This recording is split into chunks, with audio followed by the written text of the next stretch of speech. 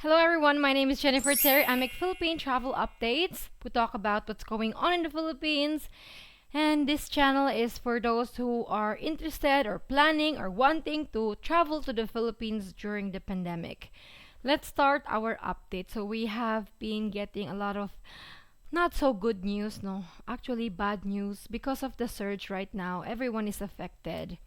And not just the airlines, not just the hospitals, but also testing laboratories.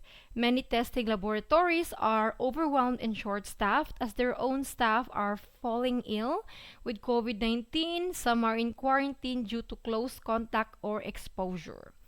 So, testing is very important to us because upon arrival in the Philippines, we get tested.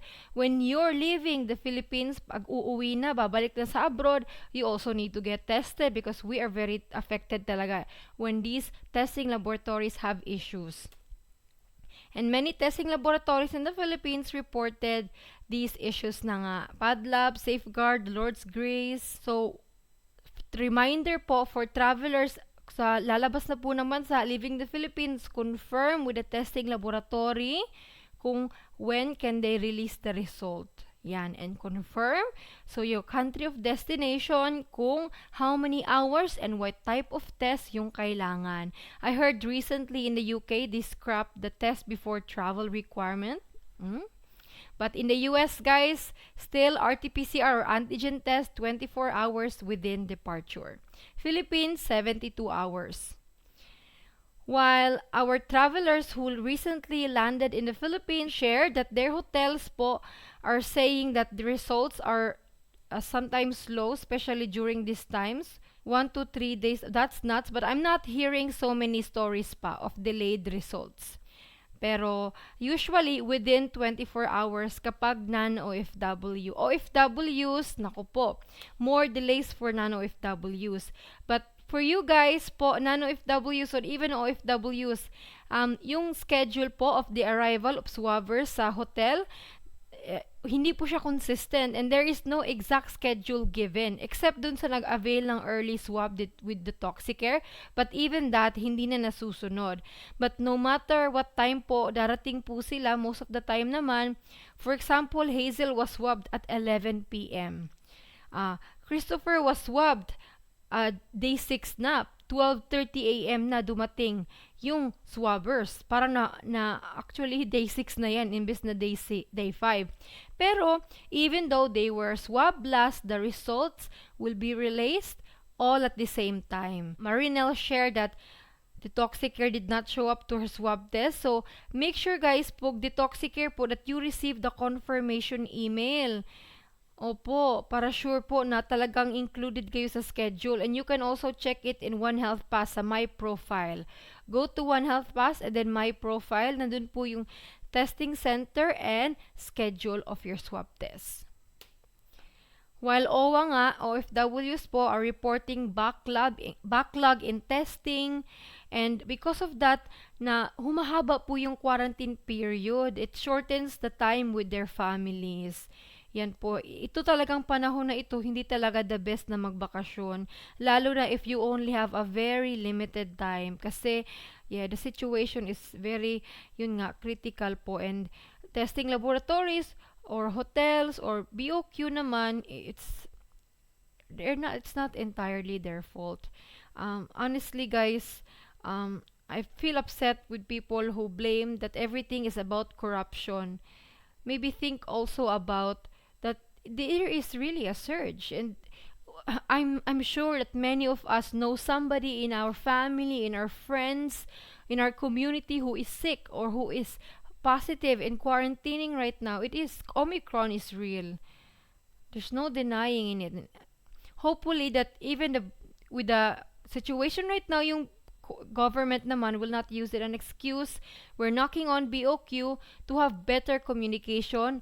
Our travelers are reporting na they are not answering calls. Oh my goodness, quarantine is very difficult. They need the information. They need instruction po. Please BOQ, work on your communication po, on your hotlines, on your phone numbers. While Hans Kakdak nga of the OWA administrator admitted that the facilities are now overwhelmed by testing requirements. So, yan nga po. Even if yung expected nyo 5 days swabbing, labas na ng 6 days, mga OFWs po, mas common po sa kanila na i-extend yung stay dahil sa delay. Alam naman natin, majority ng umuwi po OFWs. Sabi nga ni Sir Hans Kakdak, some specimens from OFWs are being sent to regions outside of Metro Manila to help with the surge. Yan. Manila and Karatig regions, like nearby regions, Region 3 and 4A, yun, they are the ones experiencing surge right now. Like here in our area po, in Mindanao, hindi pa naman po.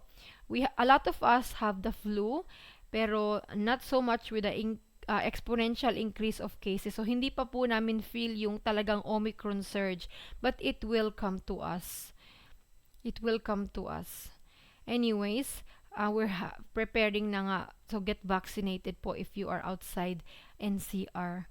Anyways, Hans Kaktak po reassured OFWs that your specimen hindi naman po damaged, it's not nasira or nawala, it's just there, it's being processed.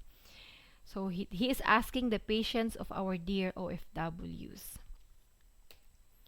Well, this is some actually good news. It is very rare to receive good news during these times, but it's good news. It's something to be grateful for. What we appreciate is that more testing laboratories are available for non-OFWs po landing in Manila. Diba, usually we only have the Toxicare and Padlab. Well, I think this is just very recent, very this year lang. There is Safeguard DNA Diagnostic Laboratory and the Lord's Grace Medical and Industrial Clinic. Yes, these two testing centers will be added. So, Jennifer, saan ba magpapatest? So, for now, guys, I cannot speak for the service of Safeguard and the Lord's Grace because they are very new. For anyone here po who availed them, please comment down below your experience. Pero usually for now, I will suggest still the Toxicare or Padlab because yeah, I cannot speak for these new two testing labs. Anyways, I called the Lord's Grace tonight lang kasi tonight ko lang din po nalaman na observe na may bago nga, and yes, they confirmed they are already operating and their test is 2,500. So you choose at One Health Pass lang and then automatic na po yun daw, may appointment na po daw kayo. I asked them, would you send an email or contact the traveler days before their flight? They said, the person I spoke with, parang she's having doubts, but she said as long as you are you booked with through One Health Pass, you chose them through One Health Pass, okay na po daw yun, automatic na po daw yun. But if you guys want to confirm, you can call them. Madali ko lang silang na-contact, isang call lang. Usually, when I call testing labs, it takes like halos 10 numbers before I can get a hold of them. Mahirap talaga sila i-contact. Pero in fairness, itong Lord's Grace, mabilis ko na-contact. You can check their numbers sa Facebook po. They're active din on Facebook. Yun nga, the Philippines po has been reporting record high cases. Today, we reported the highest COVID-19 cases in one day, and that's 33,000. With that breakdown po, majority is coming from NCR, while 91 is ROF. ROF, kasali na yan ang OFW, non-OFW, lahat na po yan. So, although we are hearing a lot of stories, positive people, positive travelers who are getting positive results in quarantine hotels, we are still a minority. Sige, out of that 33,091 lang, ang liit-liit pa din po. We're still a minority. Pero, still, we have to exercise caution if we're going home during the Omicron surge. We don't want positive result.